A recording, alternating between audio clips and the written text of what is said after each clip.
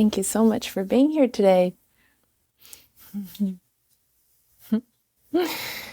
Today, I wanted to speak a little bit about ground and groundlessness.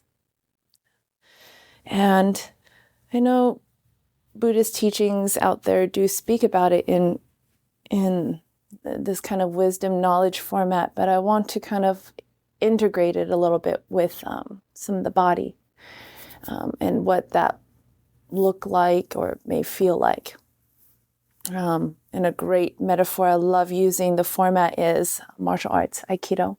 It's a Japanese martial art, and the philosophy is based on blending and harmonizing with whoever is working with you. And the person that's working with you, your partner, in the martial world, we call that your attacker.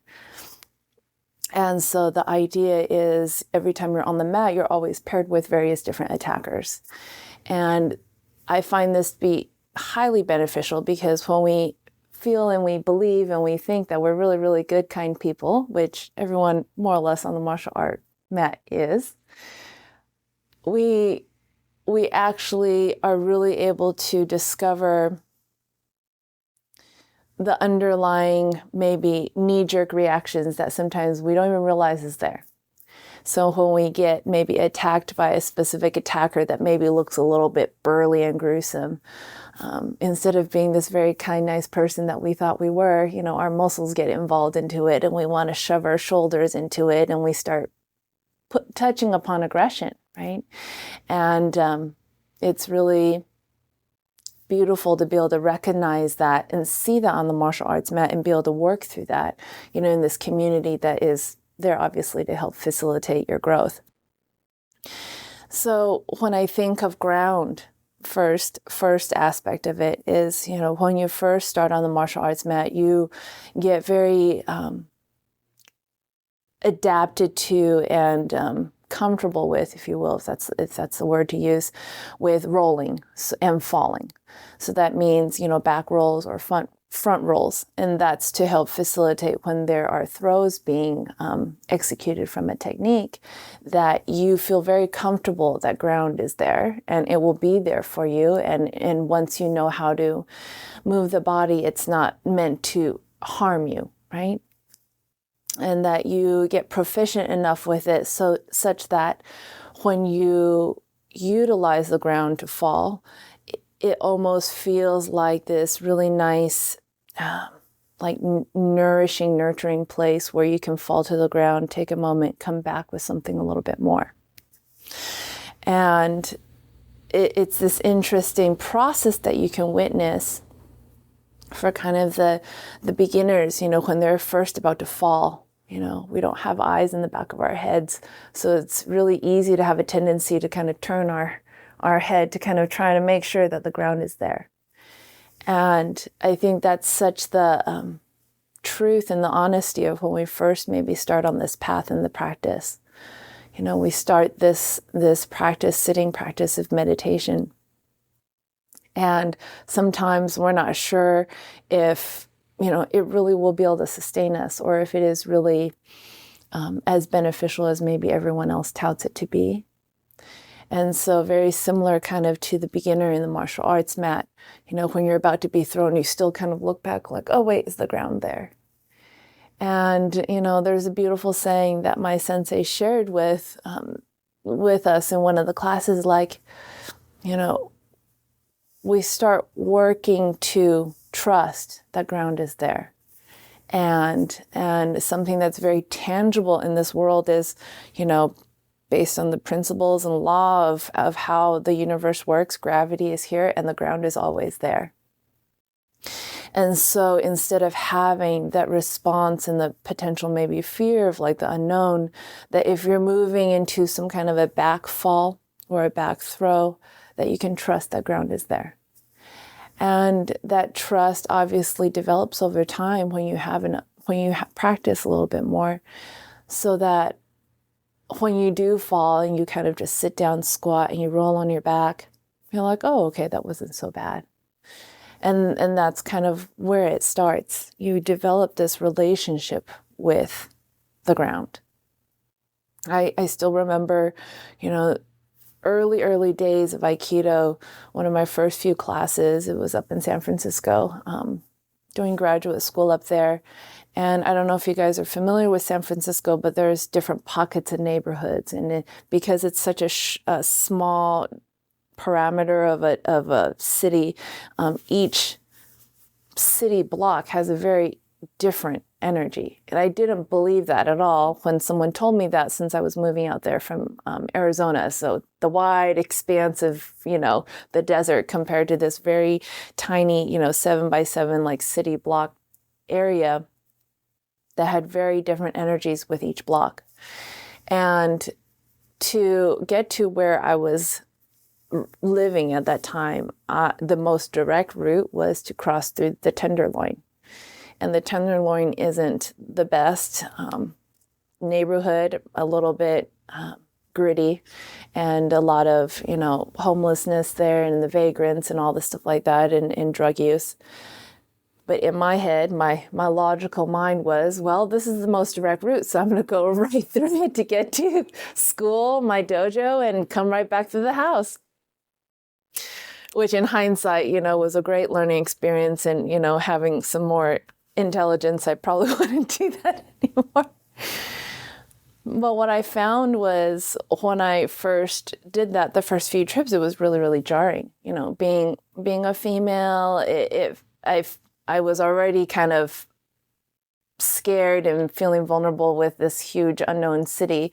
And of course, we don't want to put that on the outside to show other people. So I put up this really tough front that looks like, okay, no one mess with me. I have a very serious face, right? Which only, I truly believe on an energetic level, people feel that. And so they still will come and try and engage, right? So if that's like asking for things, if that's like in your face, just talking gibberish because they're in their mental illness, or if it's like them just outright throwing anger at you for no other reason, for just the fact that they want to throw anger at you. So I found I was starting to dread this walk, right? But again, going back to our minds, we have this very logical thing. It's like, okay, well, it's the straightest line, so I'm just going to go there, which I feel like if we recognize when we progress on the path, we start to learn to tune into our intuition. And so sometimes maybe logically the straight line is the right way to go, but intuitively we feel like, no, we need to make a right turn and then make a left to kind of be a little bit tangential. So after one of my classes in Aikido, where Sensei spoke about ground and this relationship with ground, he had us in the dojo not only working in a technique, but also kind of walking, feeling like we had this relationship with ground where we felt at home with it. And that evening after training, I figured, well, I have nothing else to lose. I might as well put this practice into use, and let's see what it feels like, looks like when I walk home. And honest to God, that was the first time after I had just moved to the city where no one messed with me. And no one messed with me not because it was out of fear. No one messed with me because they didn't feel any kind of, my sense was, any kind of aversion or aggression or stay away from me kind of thing. I was very, peace probably would have been a good word to describe, just kind of with myself and ground and just walking home. And so that really struck a chord with me of how powerful the practice is when we are able to take that out into the world out there. That very simple yet easy concept, right, of having a relationship with ground. And it's interesting to notice sometimes, and not out of judgment, it's just, everyone comes from different walks of life, where there's the frantic people, kind of in their angst, and they're walking, and their relationship to ground doesn't feel connected, right? Feels a little bit like, oh, it's like a little hot potato. I got to really walk really fast to get to whatever I'm doing, to finish whatever it is I need to do.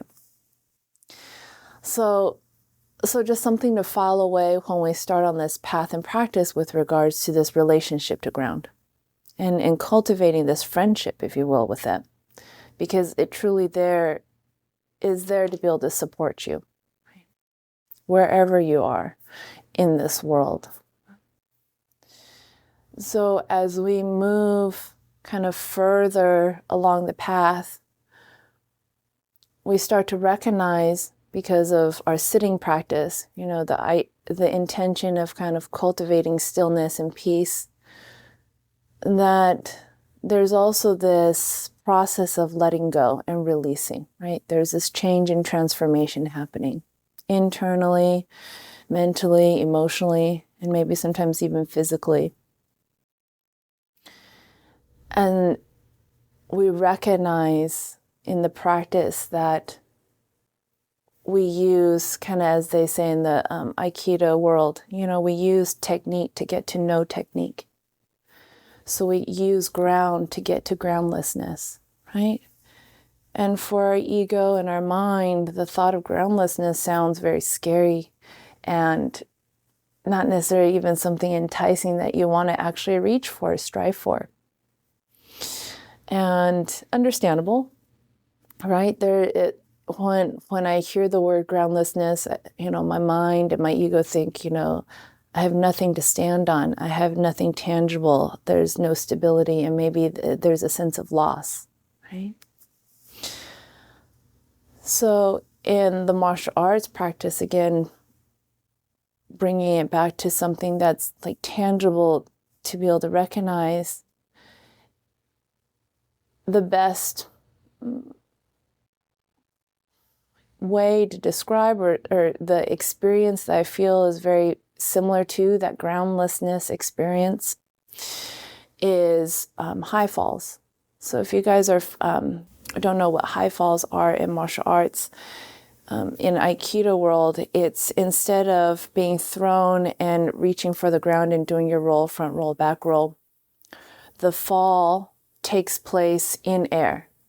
So the point of reference is, let's say someone has your hand and they have a joint lock on it, and you aren't being released by that joint lock. And in order to alleviate the stress that's being placed on your joint, your body has to do a flip around the joint lock that is being held by the attacker, right? And it's extremely disorienting. Definitely not for some beginner to come and start out with, because they don't have the foundational pieces of having some relationship with ground. So once we have the pieces in the relationship of ground, we start to integrate that into our own system. So ground becomes within us, right? And the point of reference I like to think of is our heart. It's kind of like from the crown of our head down to our center, right? Heart, and then the base of our feet up. Even though I know in martial arts there's a lot of focus on kind of the navel center, the hara area for a point of reference, which is not wrong, but I'm speaking in terms of our meditation practice in living and working the world out there.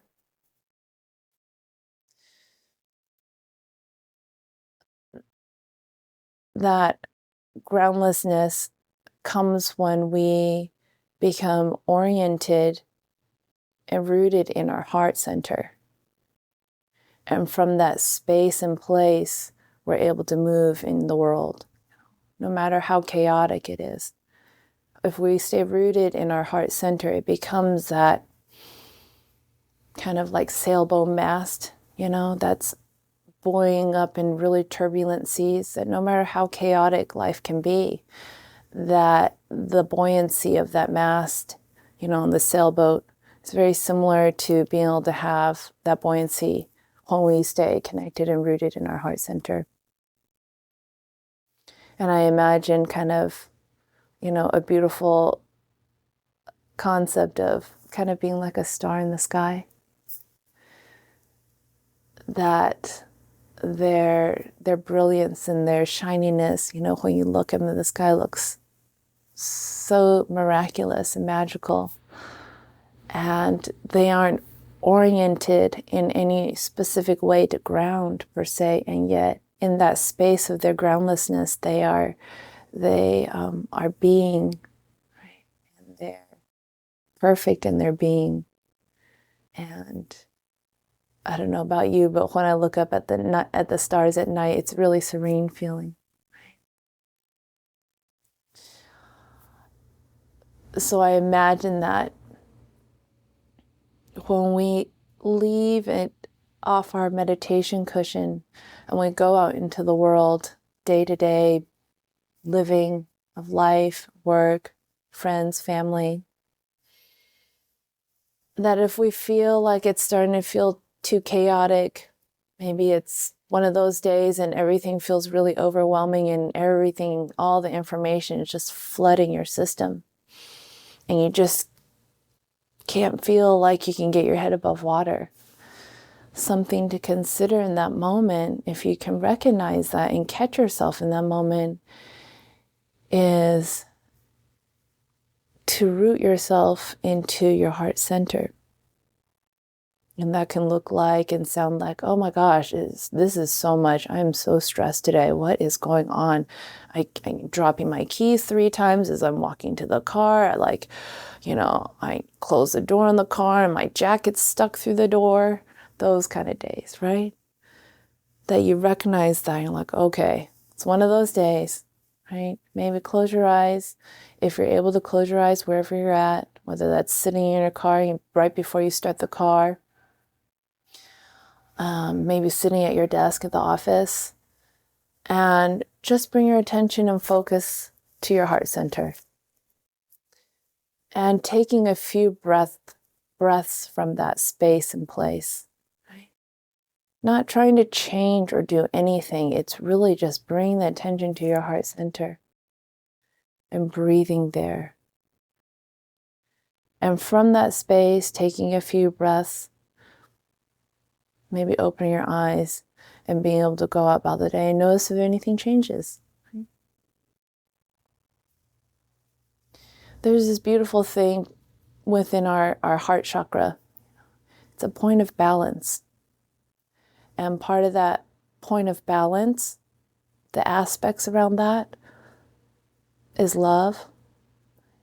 And love within the aspect also compassion. Within compassion, the acceptance piece, kindness. And there's also a wonderful thing in there as well, that's the sense of humor. I'm sure if you guys can look back in your lives, sometimes when the life gets really dire and seemingly really, really serious, that when there's been humor infused into it, it kind of breaks open the shell of that seriousness, the facade and the drama that is being played out. And the humor helps us to be able to right ourselves in balance, bring us back into center. So some things to consider as we are moving within our relationship and cultivating this relationship of ground and moving towards groundlessness.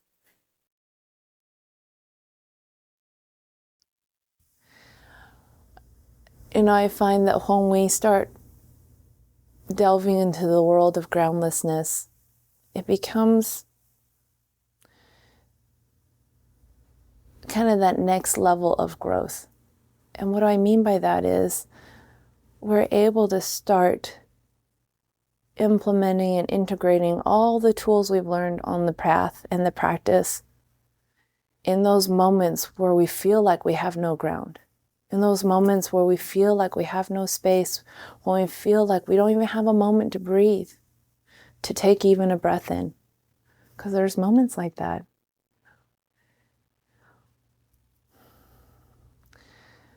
And when we can have a point of reference that can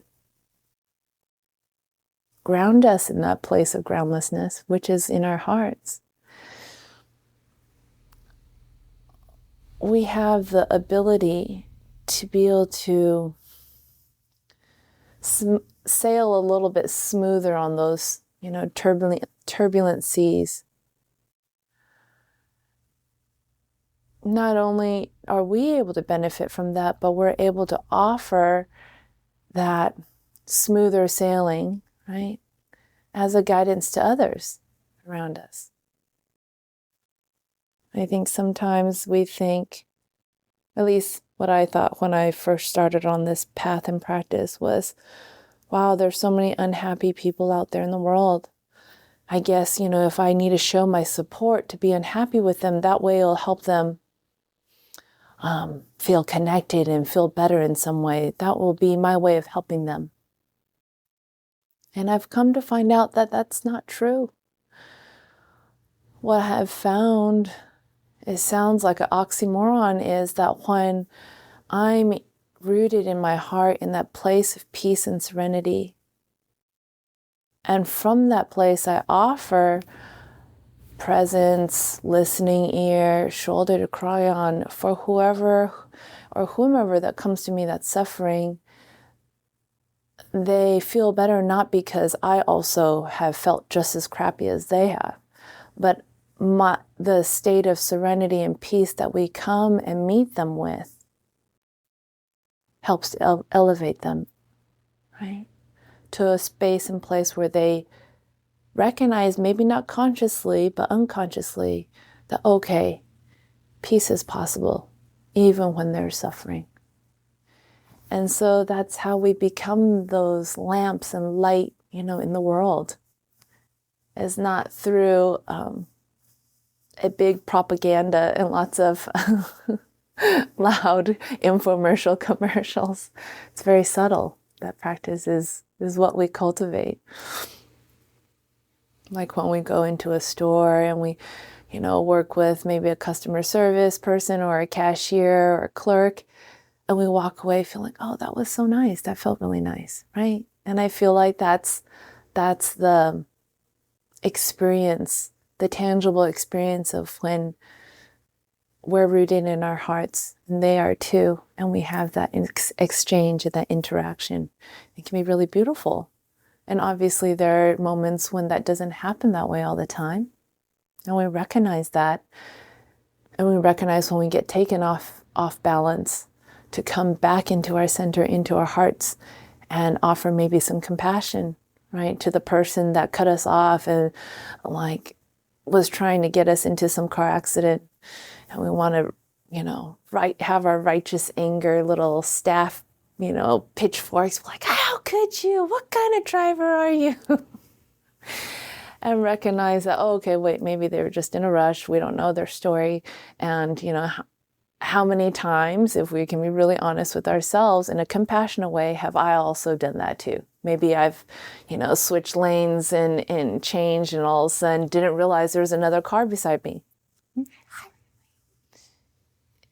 There's a beautiful adventure that awaits us when we move from this place of ground to groundlessness, right? And the wonderful thing is when we play in the world of groundlessness and we feel like, oh my gosh, this is too much, I can't orient myself, this is so disorienting, then we are always able to go back to ground. We can always go back to the beginning. I feel like in our culture today, there's such a push and a conditioning and expectations even maybe around, if you've reached a certain level, that there's no way you should ever go back to the beginning, to ever start over for whatever reason, because that would somehow be, looked upon as failure.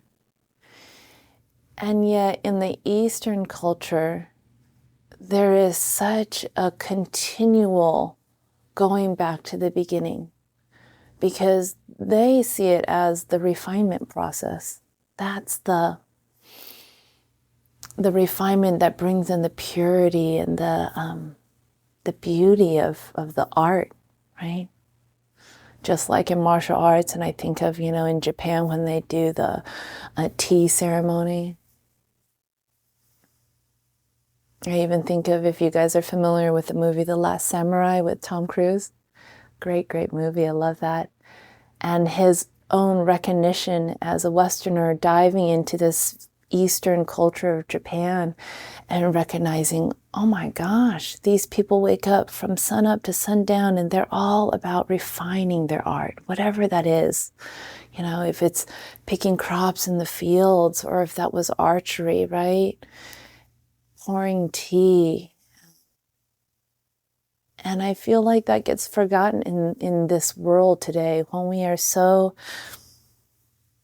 pressured and pushed, you know, to meet deadlines and schedules and projects and fiscal year end and tax season and all these things. This is the wonderful gift of being able to sit with this practice, this sitting meditation. Because we can come onto our meditation cushion and let all of that go.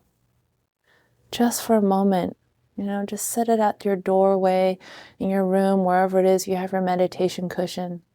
And know that you can pick it right up after you finish your practice. But in that moment when you're sitting on the meditation cushion, you can practice the refinement process of coming back to the beginning. Seeing what else you missed when you first started. You know, I think that was the biggest lesson, and the lesson I'm still kind of unpacking, you know, after receiving my black belt in Aikido, is I feel like I've completely come back to the beginning again. And I'm learning so many things for the first time as if I've never learned Aikido before. And it's such a beautiful and fun process to be able to enjoy and have fun with.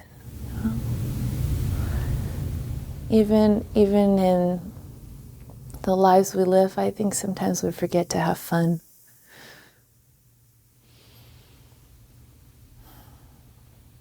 So ground and groundlessness.